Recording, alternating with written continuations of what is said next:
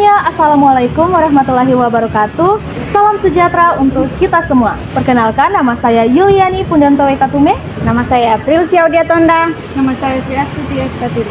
Kami mahasiswa dari Universitas Sintulu Maroso ingin melakukan wawancara di Sekolah Dasar SDN 1 Kasiguncu guna untuk memenuhi mata kuliah pengantar pendidikan. Penasaran dengan video selengkapnya? Cus ikuti kami terus.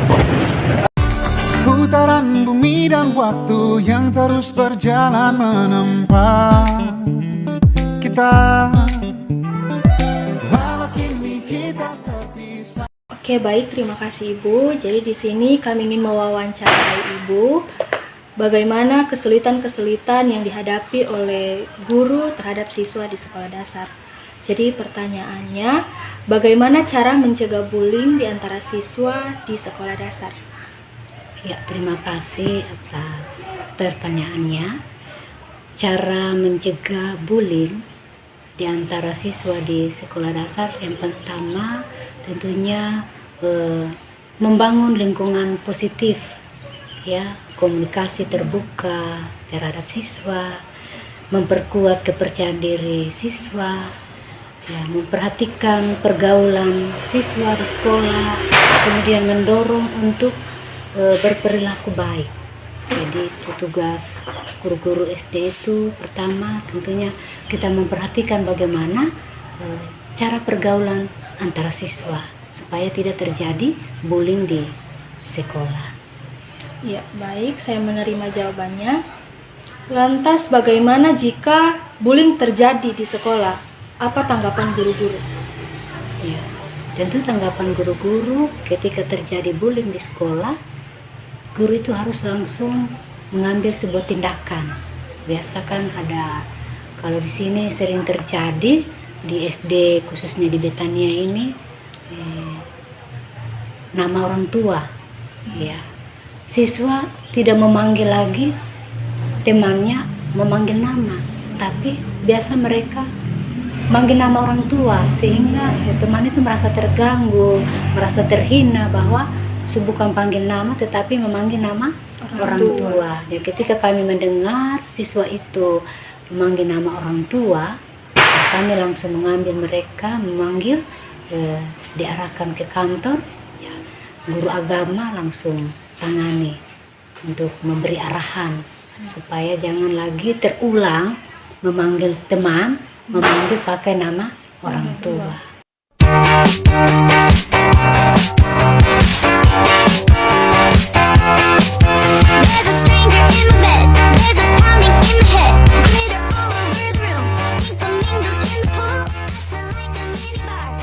Untuk pertanyaan kedua, kesulitan apa yang paling sering dihadapi saat mengajar di kelas?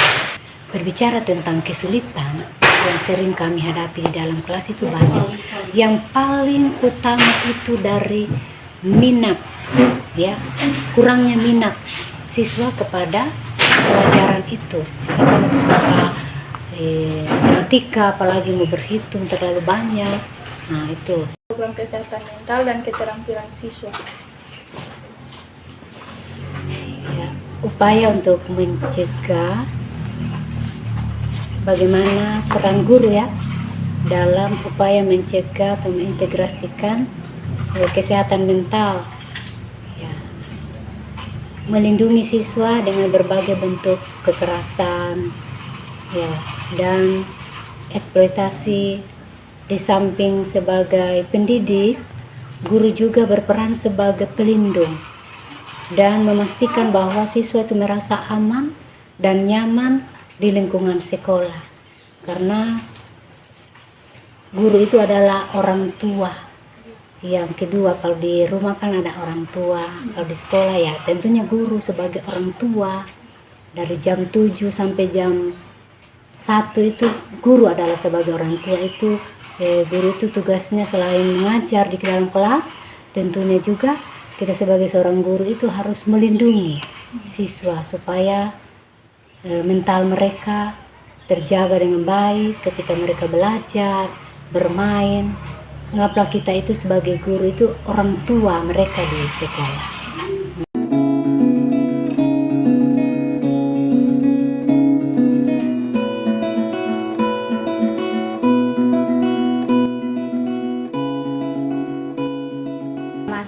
pada pertanyaan yang terakhir, Bu.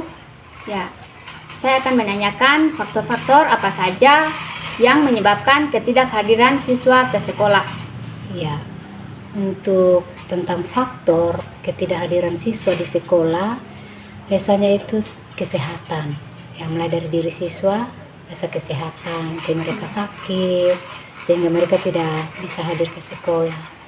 Biasa juga yang kami temukan, biasa ada anak-anak yang orang tuanya mungkin ada masalah. Nah, itu yang paling sekali untuk ketidakhadiran siswa di sekolah. Karena ada siswa karena orang tuanya mungkin ada masalah, sehingga anaknya juga tidak hadir ke sekolah. Kemudian biasa PR. Ya, biasa itu kita berikan PR, sehingga mungkin lupa, tidak dikerjakan, tidak berani datang di sekolah. Sehingga program-program yang baru sekarang ini tidak lagi untuk membebani murid memberikan PR terlalu banyak. Tuh. Ada juga pengalaman saya dari murid yang tidak hadir-hadir di sekolah karena ada masalah di dirinya sendiri. Nah, ketika dia datang ke sekolah, saya perhatikan kenapa dia tidak semangat belajar, biasa tidak hadir-hadir. Nah, pertama dia bilang, saya sering dibawa orang tua kemana-mana, kalau ada acara, sering dibawa ke pesta. Yang kedua dari dirinya, kenapa di dalam kelas juga kamu tidak semangat? Biasa saya tidak hadir, Ibu, karena ada saya punya gangguan. Ya, saya telusuri, saya pelajari, saya perhatikan di dalam kelas, dia tidak fokus kepada pelajaran diberikan. Nah, ternyata kan dia perempuan, jadi dia punya banyak. Kalau kita kutu, sehingga dia malu biasa datang sekolah karena kutunya banyak. Nah, jadi saya memberikan satu solusi.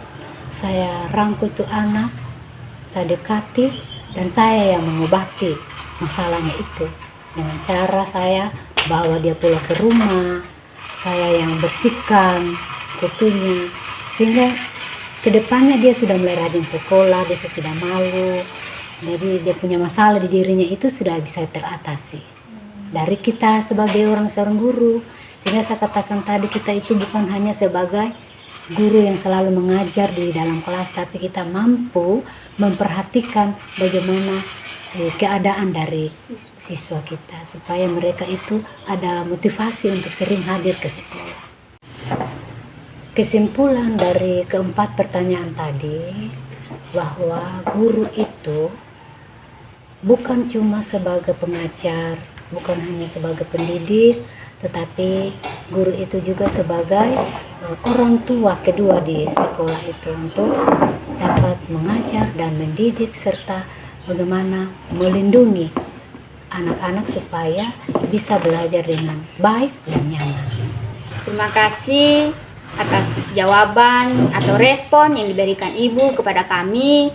Jawabannya sangat menginspirasi bagi kami sebagai mahasiswa-mahasiswa. Itulah tadi beberapa pertanyaan dan respon dari seorang guru mengenai kesulitan-kesulitan yang dihadapi oleh mereka terhadap siswa. Semoga video ini dapat menjadi motivasi kita semua sebagai calon guru.